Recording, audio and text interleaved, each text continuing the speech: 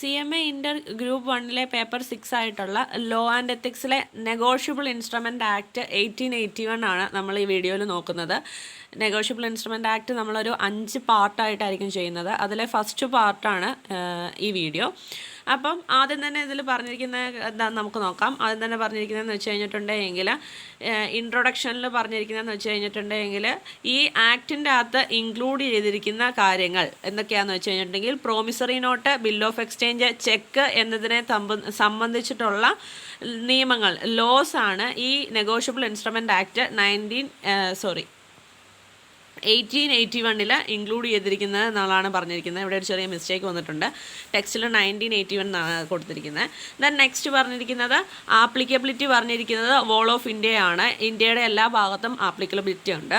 പിന്നെ negotiable instrument എന്ന ആ ടോപ്പിക്കിനെ കുറിച്ച് ആ ടേം നമ്മുടെ ആക്റ്റിൽ സെക്ഷൻ 13 എക്സ്പ്ലെയിൻ ചെയ്തിരിക്കുന്നത്. അതിൽ പറഞ്ഞിരിക്കുന്നതെന്ന് വെച്ച് കഴിഞ്ഞിട്ടുണ്ടെങ്കിൽ പ്രോമിസറി നോട്ട് എന്താണ്, ബിൽ ഓഫ് എക്സ്ചേഞ്ച് എന്താണ്, ചെക്ക് എന്താണ് എന്നുള്ളതാണ് ഈ നെഗോഷ്യബിൾ ഇൻസ്ട്രുമെൻ്റ് എന്ന ടേമിൽ നമ്മുടെ ആക്റ്റിൽ പറഞ്ഞിരിക്കുന്നത്. നെഗോഷ്യബിൾ ഇൻസ്ട്രുമെൻ്റ് എന്ന ടേം കൊണ്ട് ആക്റ്റിൽ ഉദ്ദേശിക്കുന്നത് എന്തൊക്കെയാണ് എന്നുള്ളതാണ് പറഞ്ഞിരിക്കുന്നത്. അതിൻ്റെ എക്സ്പ്ലനേഷൻസ് ആണ്. പക്ഷേ promissory note, bill of exchange and check ഇത് മൂന്നിൻ്റെയും എക്സ്പ്ലനേഷൻസ് നമുക്കിനി വരുന്നുണ്ട്. അതുകൊണ്ട് ഇവിടുത്തെ നമുക്ക് നോക്കണ്ട. അത് പഠിച്ചു വെച്ചിട്ട് അത് തന്നെ നമുക്കിവിടെ നെഗോഷ്യബിൾ ഇൻസ്ട്രുമെൻ്റ് എന്താണെന്ന് ചോദിച്ചാൽ എഴുതിയാൽ മതി. ദെൻ നെക്സ്റ്റ് വരുന്നത് essential features of A negotiable instrument ആണ്. ആദ്യമേ തന്നെ പറഞ്ഞിരിക്കുന്നത് റിട്ടേൺ ആയിരിക്കണം. രണ്ടാമത് പറഞ്ഞിരിക്കുന്നത് ഈ നെഗോഷ്യബിൾ ഇൻസ്ട്രുമെൻ്റ് മേക്ക് ചെയ്യുന്നത് ആളും അതുപോലെ അത് റിസീവ് ചെയ്യുന്ന ഡ്രോയറും സൈൻ ചെയ്തിട്ടുണ്ടാവണം. ദെൻ മൂന്നാമത് പറഞ്ഞിരിക്കുന്നത് ഇതിൻ്റെ അകത്തൊരു പ്രോമിസ് അല്ലെങ്കിൽ ഓർഡർ ടു പേ, അതായത് ഞാൻ പേ ചെയ്തോളാം എന്ന് പ്രോമിസ് ചെയ്യുകയോ അല്ലെങ്കിൽ നീ പേ ചെയ്തിരിക്കണം എന്ന് ഓർഡർ കൊടുക്കുകയോ ചെയ്തിട്ടുണ്ടായിരിക്കണം. നാലാമത് പറഞ്ഞിരിക്കുന്നതെന്ന് വെച്ച് കഴിഞ്ഞിട്ടുണ്ടെങ്കിൽ ഈ പ്രോമിസ് അല്ലെങ്കിൽ ഓർഡർ അൺകണ്ടീഷണൽ ആയിരിക്കണം. അഞ്ചാമത് പറഞ്ഞിരിക്കുന്നതെന്ന് വെച്ച് കഴിഞ്ഞിട്ടുണ്ടെങ്കിൽ മണി ആയിട്ട് അല്ലെങ്കിൽ ക്യാഷ് ആയിട്ട് മാത്രമായിരിക്കണം ഇതിൻ്റെ പേയ്മെൻറ്റ് നടക്കുന്നത്. ആറാമത് പറഞ്ഞിരിക്കുന്നതെന്ന് വെച്ച് കഴിഞ്ഞിട്ടുണ്ടെങ്കിൽ ഒരു സർട്ടൺ സം ഓഫ് പേയ്മെൻ്റ് ആയിരിക്കണം നടക്കുന്നത്. ഏഴാമത് പറഞ്ഞിരിക്കുന്നതെന്ന് വെച്ച് കഴിഞ്ഞിട്ടുണ്ടെങ്കിൽ ഈ പ്രോപ്പർട്ടി അല്ലെങ്കിൽ ഈ ഇൻസ്ട്രുമെൻ്റ് പാസ് ചെയ്യുന്നതിന്, property in the instrument pass ചെയ്യുന്നതിന് 2 വേസ് ഉണ്ട്. ഒന്നെങ്കിൽ നേരെ നമുക്ക് ഡെലിവറി നടത്താം, ഇൻസ്ട്രുമെൻ്റ് ഡെലിവറി നടത്താം, അല്ലെങ്കിൽ എൻ്റെ പ്രോപ്പർട്ടി ഡെലിവറി നടത്താം, അല്ലെങ്കിൽ ഇത് എൻഡോഴ്സ് ചെയ്തിട്ട് ഡെലിവറി നടക്കാം. അതെന്ന് വെച്ച് കഴിഞ്ഞിട്ടുണ്ടെങ്കിൽ ബിക്കൊരു 10,000 രൂപ കൊടുക്കാനുണ്ടായിരുന്നു വിചാരിക്കുക. അയാളൊരു ബിൽ ഓഫ് എക്സ്ചേഞ്ച് എഴുതിയാണ് കൊടുത്തത് ബിക്ക്. ബി എന്ത് ചെയ്യുന്നു, ഈ ബിൽ ഓഫ് എക്സ്ചേഞ്ച് സിക്ക് കൊടുക്കുന്നു, അല്ലെങ്കിൽ ഈ ഇൻസ്ട്രുമെൻറ്റ് സിക്ക് കൊടുക്കുന്നു. എന്നിട്ട് എയോട് പറയണം നീ സിക്ക് നേരിട്ട് കൊടുത്താൽ മതി എന്ന് പറയുന്നു. അതായത് ബി ഓൾറെഡി സിക്ക് കൊടുക്കാൻ 10,000 രൂപയും കൂടെ ഉണ്ടായിരുന്നു. അപ്പോൾ ഈ 3 പേരുടെയും കട ഒരേപോലെ തീരുകയാണ് ചെയ്യുന്നത്. അതാണ് പറഞ്ഞിരിക്കുന്നത് എൻഡോഴ്സ്മെൻറ്റ് ആൻഡ് ഡെലിവറി കൊണ്ട്. എട്ടാമത് പറഞ്ഞിരിക്കുന്നതെന്ന് വെച്ച് കഴിഞ്ഞിട്ടുണ്ടെങ്കിൽ കൺസിഡറേഷനും പാസ് ചെയ്യണമെന്നുള്ളതാണ് പറഞ്ഞിരിക്കുന്നത്. ദെൻ നെക്സ്റ്റ് നമ്മൾ പറഞ്ഞ പോലെ ഓരോ ടോപ്പിക്കിനെ കുറിച്ച് വരുന്നുണ്ട്. ഇതിൽ ആദ്യം പറഞ്ഞിരിക്കുന്നത് പ്രോമിസറി നോട്ട് എന്താണ് എന്നുള്ളതാണ് പറഞ്ഞിരിക്കുന്നത്. ഇതൊരു റിട്ടേൺ ഇൻസ്ട്രുമെൻ്റ് ആയിരിക്കണം. അതുപോലെ തന്നെ കണ്ടെയ്നിങ് ആൻഡ് അൺകണ്ടീഷണൽ അണ്ടർടേക്കിംഗ്, ഇതിൻ്റെ അകത്തൊരു അൺകണ്ടീഷണൽ അണ്ടർടേക്കിംഗ് ആയിരിക്കണം ഇതിൽ വരുന്നത്. മേക്കർ സൈൻ ചെയ്തിട്ടുണ്ടായിരിക്കണം. അതുപോലെ തന്നെ എമൗണ്ട് ഒരു സർട്ടൻ സം ആയിട്ട് പേ ചെയ്യണം. ഇത്രയും കാര്യങ്ങളാണ് പ്രോമിസറി നോട്ടിൽ വരുന്നത്. എന്ന് വെച്ച് കഴിഞ്ഞിട്ടുണ്ടെങ്കിൽ ഒരു റിട്ടേൺ ഇൻസ്ട്രുമെൻ്റ് മേക്കർ സൈൻ ചെയ്ത് അതിനൊരു അൺകണ്ടീഷണൽ ആയിട്ടുള്ള ഒരു അണ്ടർടേക്കിങ്ങോട് കൂടി മേക്കർ സൈൻ ചെയ്ത് കൊടുക്കുന്ന ഒരു വ്യക്തിക്ക് കൊടുക്കുന്ന ഒരു സർട്ടൺ സം ഓഫ് മണി തരാമെന്ന് പറഞ്ഞുകൊണ്ട് സൈൻ ചെയ്ത് കൊടുക്കുന്ന ഒരു പ്രോമിസ് എഴുതിയ ഒരു നോട്ടിനെയാണ്, അല്ലെങ്കിൽ ഒരു ഇൻസ്ട്രുമെൻ്റ് ഇൻ റൈറ്റിങ്ങിനെയാണ് പ്രോമിസറി നോട്ട് എന്നതുകൊണ്ട് പറയുന്നത്. അതിന് എക്സാമ്പിൾ പറഞ്ഞിരിക്കുന്നത് നമുക്ക് നോക്കാം. I promise to B or order 50,000 എന്ന് പറഞ്ഞു കഴിഞ്ഞിട്ടുണ്ടെങ്കിൽ ഞാൻ ബിക്ക് ഇത് കൊടുത്തോളാം, 50,000 രൂപ കൊടുത്തോളാം എന്ന് പറഞ്ഞിട്ട് പ്രോമിസ് ചെയ്യുന്നു എന്നുള്ളതാണ് പറഞ്ഞിരിക്കുന്നത്. പിന്നെ ഇവിടെ പറഞ്ഞിരിക്കുന്നതെന്ന് വെച്ച് കഴിഞ്ഞിട്ടുണ്ടെങ്കിൽ ചില കേസിൻ്റെ ഡീറ്റെയിൽസൊക്കെയാണ്, ഇതിനെ സംബന്ധിച്ചുണ്ടായിട്ടുള്ള കേസിൻ്റെ ഡീറ്റെയിൽസൊക്കെയാണ് പറഞ്ഞിരിക്കുന്നത്. ദെൻ നെക്സ്റ്റ് പറയുന്നത് ബിൽ ഓഫ് എക്സ്ചേഞ്ച് ആണ്. നെക്സ്റ്റ് പറയുന്നത് നമ്മൾ ആദ്യമേ നോക്കിയത് പ്രോമിസറി നോട്ട്, ഇപ്പോൾ പറയുന്നത് ബിൽ ഓഫ് എക്സ്ചേഞ്ച് ആണ് പറഞ്ഞിരിക്കുന്നത്. ബിൽ ഓഫ് എക്സ്ചേഞ്ചിൽ ഇത്രയും നമുക്ക് ചിന്തിക്കാനുള്ളൂ.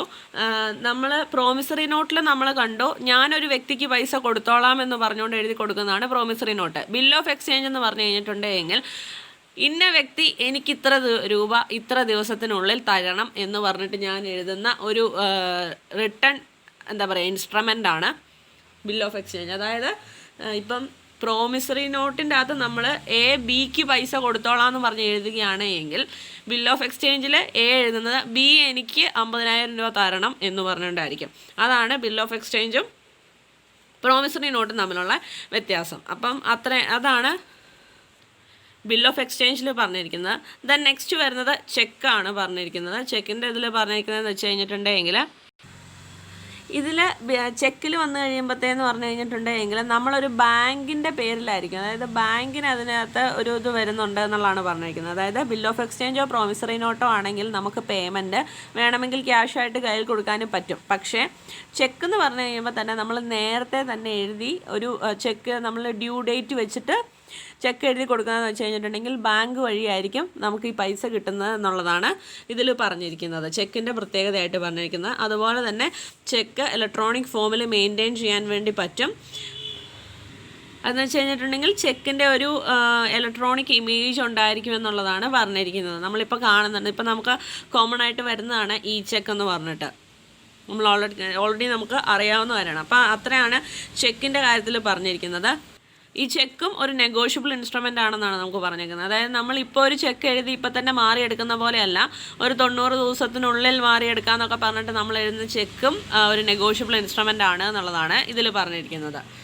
ദെൻ നെക്സ്റ്റ് പറഞ്ഞിരിക്കുന്നതെന്ന് വെച്ച് കഴിഞ്ഞിട്ടുണ്ടെങ്കിൽ ഡിഫറൻസിയേഷൻസ് ആണ് പറഞ്ഞിരിക്കുന്നത്. പ്രോമിസറി നോട്ടും ബിൽ ഓഫ് എക്സ്ചേഞ്ചും തമ്മിലുള്ള ഡിഫറൻസിയേഷനിൽ ആദ്യമേ തന്നെ പറഞ്ഞിരിക്കുന്നത് നെഗോഷ്യബിൾ ഇൻസ്ട്രുമെൻ്റ് ആക്ടിൻ്റെ section 4 promissory note, section 5 bill of exchange. അതുപോലെ തന്നെ പ്രോമിസറി നോട്ടിൽ വരുന്നത് മേക്കറും പേയി ആണ് പാർട്ടീസ് എങ്കിൽ ബിൽ ഓഫ് എക്സ്ചേഞ്ചിൽ ഡ്രോയർ, ഡ്രോയി ആൻഡ് പേയി ആണ് വരുന്നത്. പ്രോമിസറി നോട്ടിലൊരു പ്രോമിസ് ടു പേ ആണ് എങ്കിൽ ബിൽ ഓഫ് എക്സ്ചേഞ്ചിൽ ഓർഡർ ടു പേ ആണുള്ളത്. അതുപോലെ തന്നെ നാലാമത് പറഞ്ഞിരിക്കുന്നതെന്ന് വെച്ച് കഴിഞ്ഞിട്ടുണ്ടെങ്കിൽ പ്രോമിസറി നോട്ടിൽ നമുക്കൊരു കണ്ടീഷൻസും വെക്കാൻ വേണ്ടി പറ്റത്തില്ല, പക്ഷേ ബിൽ ഓഫ് എക്സ്ചേഞ്ചിൽ കണ്ടീഷൻസ് അക്സെപ്റ്റഡ് ആണ്. അഞ്ചാമത് പറഞ്ഞിരിക്കുന്നതെന്ന് വെച്ച് കഴിഞ്ഞിട്ടുണ്ടെങ്കിൽ ഈ പ്രോമിസറി നോട്ട് ഉണ്ടാക്കുന്ന മേക്കറിൻ്റെ ലയബിലിറ്റി പ്രൈമറി ആൻഡ് അബ്സല്യൂട്ട് ആയിരിക്കും. എന്നാൽ ബിൽ ഓഫ് എക്സ്ചേഞ്ചിൽ ഡ്രോയിയുടെ ലയബിലിറ്റി സെക്കൻഡറി ആൻഡ് കണ്ടീഷണൽ ആണ്. അപ്പോൾ അത്രയാണ് പ്രോമിസറി നോട്ടും ബിൽ ഓഫ് എക്സ്ചേഞ്ചും തമ്മിലുള്ള ഡിഫറൻസ് പറഞ്ഞിരിക്കുന്നത്. ദെൻ നെക്സ്റ്റ് പറഞ്ഞിരിക്കുന്ന പ്രോമിസറി നോട്ടും ചെക്കും തമ്മിലുള്ള ഡിഫറൻസ് ആണ്. അതുതന്നെ promissory note section 4 cheque section 6. അതായത് വെച്ച് കഴിഞ്ഞിട്ടുണ്ടെങ്കിൽ പ്രോമിസറി നോട്ട് 4, നമ്മുടെ bill of exchange 5 and check 6. ഇത് 3 ഓർത്തിരുന്ന് കഴിഞ്ഞിട്ടുണ്ടെങ്കിൽ നമുക്ക് ഒരു ഡിഫറൻസ് എഴുതാൻ വേണ്ടി പറ്റും. ദെൻ നെക്സ്റ്റ് വൺ പറഞ്ഞിരിക്കുന്ന പാർട്ടീസ് സെയിം ആണ്, ബിൽ ഓഫ് എക്സ്ചേഞ്ച് പോലെ തന്നെ സെയിം ആണ് ചെക്കിൻ്റെ കാര്യത്തിലും. പ്രോമിസറി നോട്ടിൽ മേക്കർ ആൻഡ് പേയും, ദെൻ ചെക്കിൽ ഡ്രോയർ, ഡ്രോയി ആൻഡ് പേയി ആണ് വരുന്നത്. ദെൻ മൂന്നാമത്തെ പോയിന്റിൽ പറഞ്ഞിരിക്കുന്നതെന്ന് വെച്ച് കഴിഞ്ഞിട്ടുണ്ടെങ്കിൽ പ്രോമിസറി നോട്ടിൻ്റെ കാര്യത്തിൽ ഇൻട്രസ്റ്റോട് കൂടിയോ ഇൻട്രസ്റ്റ് ഇല്ലാതെയോ ലേറ്റർ ഡേറ്റിൽ പേ ചെയ്യാനുള്ള ഒരു ഓപ്ഷനുണ്ട്. എന്നാൽ ചെക്കിൻ്റെ കാര്യത്തിൽ അങ്ങനെയല്ല. ഡേയ്സ് ഓഫ് ഗ്രേസ് പോലും, അതായത് ഡേറ്റ് കഴിഞ്ഞിട്ട് ഒരു 3 ദിവസം കൂടെ കൂടുതൽ കൊടുക്കുന്ന അതുപോലും ചെക്കിൻ്റെ കാര്യത്തിലില്ല. ഏതാണോ ഡേറ്റ് പറഞ്ഞിരിക്കുന്നത് അതിന് മുമ്പ് ചെക്ക് വിഡ്രോ ചെയ്തെടുത്തില്ല എങ്കിൽ ക്യാൻസലായി പോകുന്നുള്ളതാണ് പറഞ്ഞിരിക്കുന്നത്. ദെൻ നെക്സ്റ്റ് പറഞ്ഞിരിക്കുന്നത് പ്രോമിസറി നോട്ട് ക്രോസ്ഡ് ആവാൻ വേണ്ടി പറ്റത്തില്ല, പക്ഷേ ചെക്ക് ക്രോസ്ഡ് ആവും. നമ്മൾ പറഞ്ഞു കേട്ടിട്ടുണ്ടാവും ചെക്ക് മടങ്ങാന്ന്. ചെക്ക് ക്രോസ്ഡ് ആവാൻ വേണ്ടി പറ്റും. ദെൻ നെക്സ്റ്റ് അഞ്ചാമത്തെ പോയിന്റിൽ പറഞ്ഞിരിക്കുന്നതെന്ന് പറഞ്ഞു കഴിഞ്ഞിട്ടുണ്ടെങ്കിൽ പേയ്ക്ക് ഈ നോട്ടിൻ്റെ പേരിൽ ഒരു പ്രൊട്ടക്ഷനും പ്രൊവൈഡഡ് അല്ല. എന്നാൽ നമ്മുടെ ചെക്കിൻ്റെ കാര്യത്തിൽ ബാങ്ക് ഒരു പ്രൊട്ടക്ഷൻ പ്രൊവൈഡ് ചെയ്യുന്നുണ്ട് ഡ്രോയ്ക്ക്. ദെൻ ആറാമത്തെ പോയിന്റിൽ പറഞ്ഞിരിക്കുന്നതെന്ന് വെച്ച് കഴിഞ്ഞിട്ടുണ്ടെങ്കിൽ പ്രോമിസറി നോട്ട് സെൽഫ് ഡ്രോൺ ആവാൻ വേണ്ടി പറ്റത്തില്ല. എന്നാൽ ചെക്ക് നമുക്ക് സെൽഫ് ഡ്രോൺ അല്ലെങ്കിൽ ബിയറഡ് ചെക്കൊക്കെ ആണെങ്കിൽ നമുക്ക് സെൽഫ് ഡ്രോ ചെയ്യാൻ വേണ്ടി പറ്റും. 7th പറഞ്ഞിരിക്കുന്നതെന്ന് വെച്ച് കഴിഞ്ഞിട്ടുണ്ടെങ്കിൽ ഈ പറയുന്ന പ്രോമിസറി നോട്ടിൽ എന്തെങ്കിലും മിസ്റ്റേക്ക് ഉണ്ടായെന്ന് കരുതി ക്രിമിനൽ ലയബിലിറ്റി ഒന്നും നമുക്ക് ഇമ്പോസ് ചെയ്യാൻ വേണ്ടി പറ്റത്തില്ല. പക്ഷേ ചെക്ക് ഡിസോണർ ആവുകയോ മറ്റോ ചെയ്ത് കഴിഞ്ഞിട്ടുണ്ടെങ്കിൽ അതിന് ക്രിമിനൽ ലയബിലിറ്റി ഇമ്പോസ് ചെയ്യാൻ വേണ്ടി പറ്റും. ദെൻ നെക്സ്റ്റ് പറഞ്ഞിരിക്കുന്നത് പ്രോമിസറി നോട്ടിൽ സ്റ്റാമ്പ് നെസസറി ആണ്, പക്ഷേ ചെക്കിൻ്റെ കാര്യത്തിൽ സ്റ്റാമ്പിൻ്റെ ആവശ്യമില്ല. പിന്നെ പ്രോമിസറി നോട്ടിൻ്റെ ലിമിറ്റേഷൻ 3 years ആണ്. ചെക്കിൻ്റെ ലിമിറ്റേഷൻ 6 മാസമുള്ളൂ. അതായത് ചെക്ക് 6 മാസത്തിനുള്ളിൽ പേയ്മെൻറ്റ് നടത്താനുള്ള എമൗണ്ടിന് വേണ്ടിയായിരിക്കണം ചെക്ക് കൊടുക്കുന്നത്. എന്നാൽ 3 വർഷം വരെയുള്ള പേയ്മെൻറ്റ്സിന് നമുക്ക് പ്രോമിസറി നോട്ട് യൂസ് ചെയ്യാൻ വേണ്ടി പറ്റും. ദെൻ നെക്സ്റ്റ് പറഞ്ഞിരിക്കുന്നതെന്ന് വെച്ച് കഴിഞ്ഞിട്ടുണ്ടെങ്കിൽ distinction between bill of exchange and ചെക്കാണ് പറഞ്ഞിരിക്കുന്നത്. ഇതിലും ആദ്യത്തെ പോയിന്റ് നമ്മൾ ആദ്യം പറഞ്ഞ പോലെ തന്നെ section 5 negotiable instrument act 1881 section 5 bill of എക്സ്ചേഞ്ചും സെക്ഷൻ 6 ചെക്കും വരും. ഇതിൽ ബിൽ ഓഫ് എക്സ്ചേഞ്ചിൻ്റെയും ചെക്കിൻ്റെയും പാർട്ടീസ് 3 പാർട്ടീസാണ് വരുന്നത്. അത് സെയിം ആണ്. Drawer, drawee and payee same ആണ്. ദെൻ പറഞ്ഞിരിക്കുന്നത് ബിൽ ഓഫ് എക്സ്ചേഞ്ച് ക്രോസ് ചെയ്യാൻ വേണ്ടി പറ്റത്തില്ല. ആസ് നമ്മൾ പ്രോമിസറി നോട്ടിൻ്റെ കാര്യത്തിൽ പറഞ്ഞ പോലെ തന്നെ ചെക്ക് ക്രോസ് ചെയ്യാൻ വേണ്ടി പറ്റും. ദെൻ നെക്സ്റ്റ് പറഞ്ഞിരിക്കുന്നത് days of grace bill of എക്സ്ചേഞ്ചിന് കിട്ടും. അതായത് ബിൽ ഓഫ് എക്സ്ചേഞ്ചിൽ പറഞ്ഞിരിക്കുന്ന ഡേറ്റ് കഴിഞ്ഞ്, അതായത് ഇത് ക്ലോസ് ആവുന്ന അല്ലെങ്കിൽ തീരുന്ന ഡേറ്റ് കഴിഞ്ഞ്, ഡ്യൂ ഡേറ്റ് കഴിഞ്ഞ് ഒരു 3 ദിവസം കൂടെ ഡേയ്സ് ഓഫ് ഗ്രേസ് ആയിട്ട് ബിൽ ഓഫ് എക്സ്ചേഞ്ചിൽ പ്രൊവൈഡ് ചെയ്യും. പക്ഷേ ചെക്കിന് ഈ ഡേയ്സ് ഓഫ് ഗ്രേസ് ഉണ്ടാവില്ല. ദെൻ 5th പോയിന്റിൽ പറഞ്ഞിരിക്കുന്നതെന്ന് വെച്ച് കഴിഞ്ഞിട്ടുണ്ടെങ്കിൽ നമ്മുടെ എന്താ പറയുക, nobody including banker may be A drawer in case of bill of exchange. അതെന്ന് വെച്ച് കഴിഞ്ഞിട്ടുണ്ടെങ്കിൽ എനിബഡി ഇൻക്ലൂഡിങ് എന്ന് വെച്ച് കഴിഞ്ഞിട്ടുണ്ടെങ്കിൽ ബാങ്കർ ഉൾപ്പെടെ ആർക്ക് വേണമെങ്കിലും ബിൽ ഓഫ് എക്സ്ചേഞ്ച് മാറി പൈസ എടുക്കാൻ വേണ്ടി പറ്റും. പക്ഷേ ചെക്കിൻ്റെ കാര്യം അങ്ങനെയല്ല, ബാങ്കറിനെ മാത്രം അത് ചെയ്യാൻ വേണ്ടി പറ്റത്തുള്ളൂ. ദെൻ 6th പോയിന്റിൽ പറഞ്ഞിരിക്കുന്നതെന്ന് വെച്ച് കഴിഞ്ഞിട്ടുണ്ടെങ്കിൽ അക്സെപ്റ്ററിനൊരു ലയബിലിറ്റി ഉണ്ടാകുന്നതിന് മുമ്പ് തന്നെ ഈ നമ്മുടെ ബിൽ ഓഫ് എക്സ്ചേഞ്ച് അക്സെപ്റ്റ് ചെയ്തിട്ടുണ്ടായിരിക്കണം എന്നുള്ളതാണ് 6th പോയിന്റിൽ പറയുന്നത്. എന്നാൽ ചെക്കിൻ്റെ കാര്യത്തിൽ ഇമ്മീഡിയറ്റ് പേയ്മെൻറ്റ് നമ്മൾ നടത്തണം. ആൻഡ് 7th പോയിന്റിൽ പറഞ്ഞിരിക്കുന്നതെന്ന് വെച്ച് കഴിഞ്ഞിട്ടുണ്ടെങ്കിൽ ബിൽ ഓഫ് എക്സ്ചേഞ്ച് ഡിസോണർ ആവുകയാണെങ്കിൽ അത് അറിയിച്ചുകൊണ്ടൊരു നോട്ടീസ് നമ്മൾ ഡ്രോയർക്ക് അയക്കണമെന്നാണ് പറഞ്ഞിരിക്കുന്നത്. പക്ഷേ ചെക്ക് ഡിസോണർ ആയി കഴിഞ്ഞാൽ അതിൻ്റെ ആവശ്യമൊന്നുമില്ല, എന്നുവെച്ചാൽ അത് നിർബന്ധമല്ല എന്നാണ് പറഞ്ഞിരിക്കുന്നത്. ദെൻ 8th പോയിന്റിൽ പറഞ്ഞിരിക്കുന്നതെന്ന് വെച്ച് കഴിഞ്ഞിട്ടുണ്ടെങ്കിൽ ഒരു protection, statutory protection bill of എക്സ്ചേഞ്ചിന് അവൈലബിൾ അല്ല. എന്നാൽ നമ്മുടെ ചെക്കിന് section 85 of the negotiable instrument act 1881 affords protection to bankers. അതായത് ബാങ്കറിന് ഒരു പ്രൊട്ടക്ഷൻ നമ്മുടെ നെഗോഷ്യബിൾ ഇൻസ്ട്രുമെൻ്റ് ആക്ടിൻ്റെ തന്നെ സെക്ഷൻ 85 പ്രകാരം പ്രൊവൈഡ് ചെയ്യുന്നുണ്ട്. ആൻഡ് ബിൽ ഓഫ് എക്സ്ചേഞ്ചിന് ഡിസോണർ ഒരു സിവിൽ ലോയും അതുപോലെ ഒരു സിവിൽ ലയബിലിറ്റി ആയിരിക്കും ബിൽ ഓഫ് എക്സ്ചേഞ്ചിൻ്റെ ഡിസോണർ. എന്നാൽ നമ്മുടെ ചെക്കിൻ്റെ ഡിസോണർ ഒരു ക്രിമിനൽ ലയബിലിറ്റി ആയിരിക്കും എന്നുള്ളതാണ് പറഞ്ഞിരിക്കുന്നത്. ദെൻ നെക്സ്റ്റ് പറഞ്ഞിരിക്കുന്നത് പാർട്ടീസ് ഓഫ് ദ ഇൻസ്ട്രുമെൻ്റ് ആണ് പറഞ്ഞിരിക്കുന്നത്. നമുക്ക് ആദ്യമേ തന്നെ ബേസിക് ആയിട്ട് പറയാവുന്ന ഒരു ട്രാൻസാക്ഷനിലെ പാർട്ടീസ് ആയിട്ട് പറയുന്ന 2 ആൾക്കാരാണ്. One is drawer and another one is drawee. Drawer and drawee ആണ്. അതായത് ഈ ബിൽ ഓഫ് എക്സ്ചേഞ്ച് അല്ലെങ്കിൽ ചെക്ക് അല്ലെങ്കിൽ ക്രിയേറ്റ് ചെയ്യുന്ന വ്യക്തി, അയാളാണ് ഡ്രോയർ.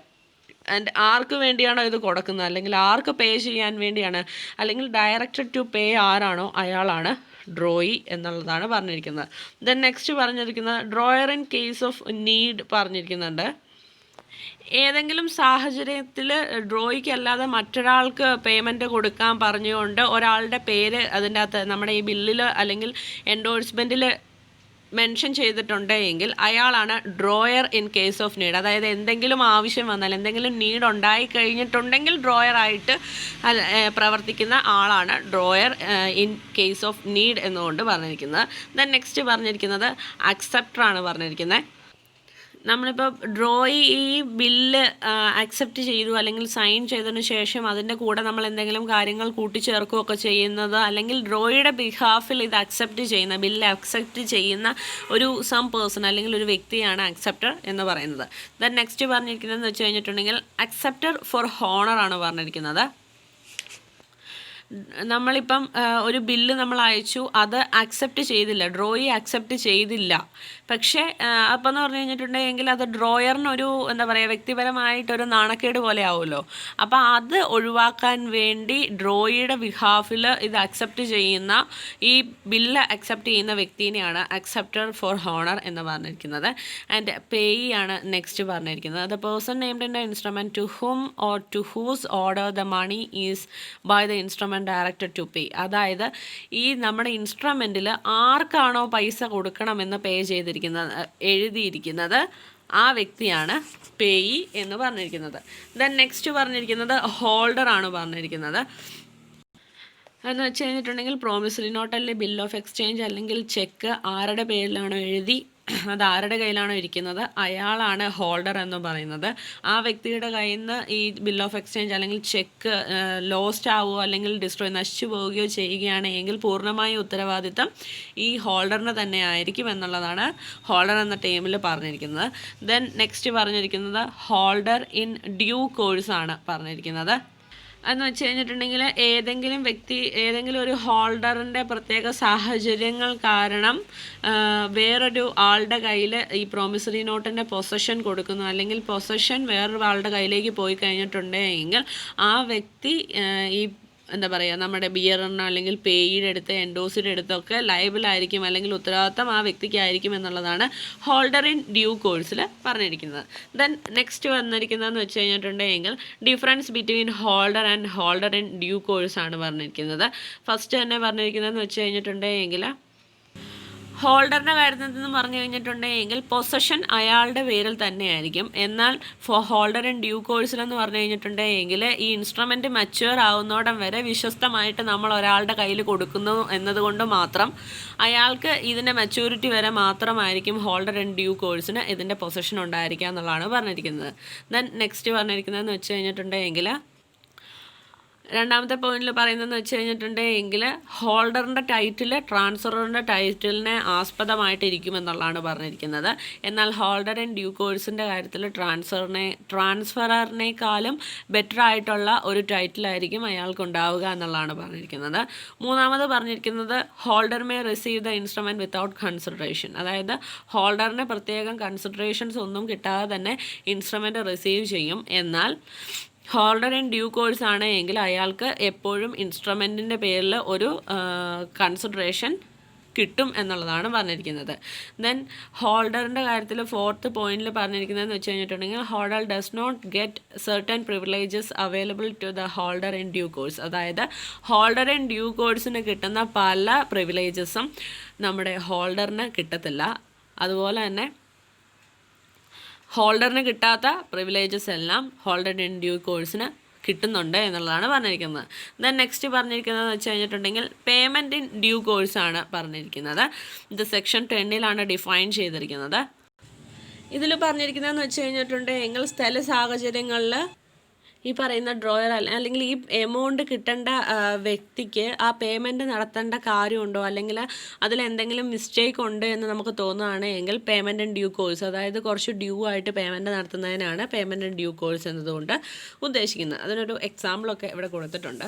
ദെൻ നെക്സ്റ്റ് പറഞ്ഞിരിക്കുന്നത് ഇൻസ്ട്രുമെൻസിൻ്റെ വേരിയസ് ടൈപ്സ് ആണ് പറഞ്ഞിരിക്കുന്നത്. ആദ്യമേ തന്നെ പറഞ്ഞിരിക്കുന്നത് ഇൻലാൻഡ് ഇൻസ്ട്രുമെൻ്റ് ആണ് പറഞ്ഞിരിക്കുന്നത്. അതായത് ഇന്ത്യക്കകത്ത് വെച്ച് തന്നെ ഡ്രോ ചെയ്ത് പേ ചെയ്യുന്ന ഒരു നെഗോഷ്യബിൾ ഇൻസ്ട്രുമെൻറ്റിനെയാണ് ഇൻലാൻഡ് ഇൻസ്ട്രുമെൻ്റ് എന്ന് പറയുന്നത്. ഫോറിൻ ഇൻസ്ട്രുമെൻ്റ് എന്ന് പറഞ്ഞു കഴിഞ്ഞിട്ടുണ്ടെങ്കിൽ ഏതെങ്കിലും ഫോറിൻ കൺട്രി അല്ലെങ്കിൽ ഇന്ത്യക്ക് പുറത്ത് വെച്ച് ഡ്രോ ചെയ്ത് പേ ചെയ്യുന്ന ഒരു ഇൻസ്ട്രുമെൻറ്റിനെയാണ് ഫോറിൻ ഇൻസ്ട്രുമെൻ്റ് എന്ന് പറയുന്നത്. ദെൻ അംബീഗിയസ് ഇൻസ്ട്രുമെൻ്റ് എന്നതുകൊണ്ട് പറയുന്നതെന്ന് വെച്ച് കഴിഞ്ഞിട്ടുണ്ടെങ്കിൽ ഒരു പ്രോമിസറി നോട്ടും ബിൽ ഓഫ് എക്സ്ചേഞ്ചും കൂടി ഒരുമിച്ച് ഉണ്ടാക്കുന്നത്, അതായത് ഇതിൻ്റെ രണ്ടിൻ്റെയും കണ്ടീഷൻസ് ഒരുപോലെ യൂസ് ചെയ്തിട്ടുണ്ടാക്കുന്ന ഇൻസ്ട്രുമെൻറ്റിനാണ് അംബീഗിയസ് ഇൻസ്ട്രുമെൻ്റ് എന്ന് പറയുന്നത്. ദെൻ നെക്സ്റ്റ് പറയുന്നത് ഇൻസ്ട്രുമെൻറ്റ്സ് പേയബിൾ ഓൺ ഡിമാൻഡ് ആണ് പറഞ്ഞിരിക്കുന്നത്. അതിൽ പറയുന്നതെന്ന് വെച്ച് കഴിഞ്ഞിട്ടുണ്ടെങ്കിൽ പേയ്മെൻറ്റ് നടത്തേണ്ട ടൈം ഈ പറയുന്ന ഇൻസ്ട്രുമെൻറ്റിൽ മെൻഷൻ ചെയ്തിട്ടുണ്ടാവില്ല. എന്തെങ്കിലും ഒരു ഡിമാൻഡ് ആയിരിക്കും പറയുന്നത്. ആ ഡിമാൻഡ് നമ്മൾ ചെയ്ത് തീർക്കുമ്പോൾ പേയ്മെൻറ്റ് നടത്താമെന്നുള്ളതായിരിക്കും ഈ ടൈപ്പ് ഓഫ് ഇൻസ്ട്രുമെൻറ്റിൽ പറഞ്ഞിരിക്കുന്നത്. ദെൻ നെക്സ്റ്റ് പറയുന്നത് ഇൻജോയ്ഡ് സ്റ്റാമ്പ്ഡ് ഇൻസ്ട്രുമെൻ്റ് ആണ് പറഞ്ഞിരിക്കുന്നത്. ഇതെന്ന് പറഞ്ഞു കഴിഞ്ഞിട്ടുണ്ടെങ്കിൽ നമ്മളിപ്പോൾ കേട്ടിട്ടുണ്ടാവും ബ്ലാങ്ക് ചെക്ക് എന്നൊക്കെ നമ്മൾ കേട്ടിട്ടുണ്ടാവും. എന്ന് വെച്ച് കഴിഞ്ഞിട്ടുണ്ടെങ്കിൽ വെറുതെ ഇപ്പോൾ ഒരു പ്രോമിസറി നോട്ടിൽ വെറുതെ സ്റ്റാമ്പ് ചെയ്ത് സൈൻ ചെയ്ത് കൊടുക്കുക. എന്ന് വെച്ച് കഴിഞ്ഞിട്ടുണ്ടെങ്കിൽ നിങ്ങൾക്ക് ഇഷ്ടമുള്ളത് നിങ്ങൾ എഴുതി ചേർത്തോളാൻ പറഞ്ഞിട്ട് നമ്മൾ വെറുതെ ഒരു പേപ്പറിൽ സ്റ്റാമ്പ് ചെയ്ത് സൈൻ ചെയ്ത് കൊടുക്കുക, അല്ലെങ്കിൽ ഒരു ചെക്കിൽ എമൗണ്ട് എഴുതാതെ വെറുതെ സൈൻ ചെയ്ത് കൊടുക്കുക. അതൊക്കെയാണ് ഇൻജോയ്ഡ് സ്റ്റാമ്പ്ഡ് ഇൻസ്ട്രുമെൻ്റ് എന്നുകൊണ്ട് പറയുന്നത്. ദെൻ നെക്സ്റ്റ് പറഞ്ഞിരിക്കുന്നത് മച്യൂരിറ്റി ആണ് പറഞ്ഞിരിക്കുന്നത്. എന്ന് വെച്ച് കഴിഞ്ഞിട്ടുണ്ടെങ്കിൽ ഒരു ഇൻസ്ട്രുമെൻറ്റിൻ്റെ ഡേറ്റ് ഓഫ് മച്യൂരിറ്റീനെ കുറിച്ചാണ് ഇതിൽ പറഞ്ഞിരിക്കുന്നത്. അതിൽ പറയുന്നതെന്ന് വെച്ച് കഴിഞ്ഞിട്ടുണ്ടെങ്കിൽ ഒരു പ്രോമിസറി നോട്ട് അല്ലെങ്കിൽ ബിൽ ഓഫ് എക്സ്ചേഞ്ചിൽ കൃത്യമായിട്ട് ഡേറ്റ് മെൻഷൻ ചെയ്തിട്ടുണ്ട് എങ്കിൽ ആ ഡേറ്റ് ആണ് മച്യൂരിറ്റി ഡേറ്റ്. ഇനി ഡേറ്റ് മെൻഷൻ ചെയ്യാതെ എന്തെങ്കിലും ഡിമാൻഡിൻ്റെ പേരിൽ വന്നിരിക്കുന്ന ബിൽ ഓഫ് എക്സ്ചേഞ്ച് അല്ലെങ്കിൽ നമ്മുടെ ഇതാണ് എങ്കിൽ നമ്മുടെ ബിൽ ഓഫ് എക്സ്ചേഞ്ച് അല്ലെങ്കിൽ പ്രോമിസറി നോട്ടൊക്കെ ആണ് എങ്കിൽ അതിൻ്റേത് ഈ പേയ്മെൻറ്റ് അവരുടെ ഈ പറയുന്ന ഡിമാൻഡ് ചെയ്ത് തീർക്കുമ്പോഴാണ് നമ്മുടെ ഡ്യൂ ഡേറ്റ് അല്ലെങ്കിൽ മച്യൂരിറ്റി ആവുന്നത്. ദെൻ അതുപോലെ തന്നെ ഒരു ഡേറ്റ് മെൻഷൻ ചെയ്തിട്ടുണ്ട് എങ്കിൽ ആ ഡേറ്റ് കഴിഞ്ഞ് ഒരു 3 ദിവസം ഡേയ്സ് ഓഫ് ഗ്രേസ് കൂടി ഇവർക്ക് കിട്ടുന്നതായിരിക്കും എന്നുള്ളതാണ് മെച്യൂരിറ്റിയിൽ മൊത്തം പറഞ്ഞിരിക്കുന്നത്. ദെൻ നെക്സ്റ്റ് പറയുന്നത് കാൽക്കുലേഷൻ ഓഫ് മെച്യൂരിറ്റി ഡേറ്റ് ആണ് പറയുന്നത്. എങ്ങനെയാണ് നമ്മൾ മെച്യൂരിറ്റി ഡേറ്റ് കാൽക്കുലേറ്റ് ചെയ്യുന്നത് എന്നുള്ളതാണ് പറഞ്ഞിരിക്കുന്നത്.